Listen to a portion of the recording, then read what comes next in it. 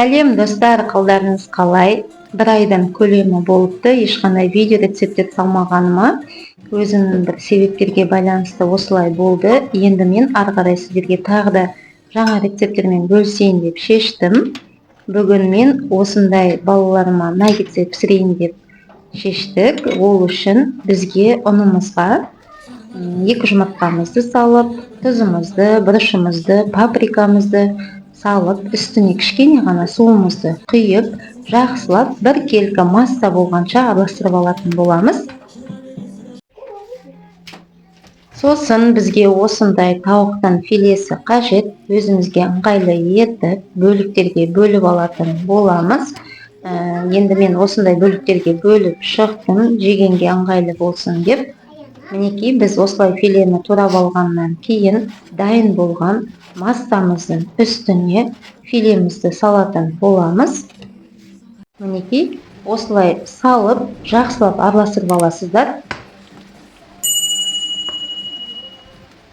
Араластырып, салып, 30 минутқа қойып қоятын боламыз. Өзінің тұзы, несі сіңу керек болады. Сол үшін осылай қойып қоясыздар. Содан кейін біз қызып тұрған тапамызға сұйық майымызды құйып қыздыратын боламыз. Оған дейін біз ұнымызға паприкамызды, тұзымызды салып, жақсылап араластырып аламыз. Сосын бағана дайын болған филемізді ұнымызға осылай аунататын боламыз. Бәрі бір келкі аунау керек. Сол үшін осылай жасап аласыздар. Бәрін бір жасап алып, кейін қызып тұрған майымызға қуырып алатын боламыз. Осылай саласыздар. Майымызға екі жағы бірдей піскенше қуыратын боламыз.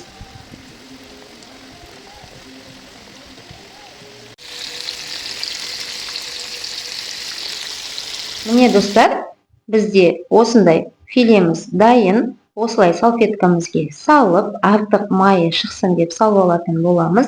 Содан кейін мен осындай филеге 2 соус жасадым.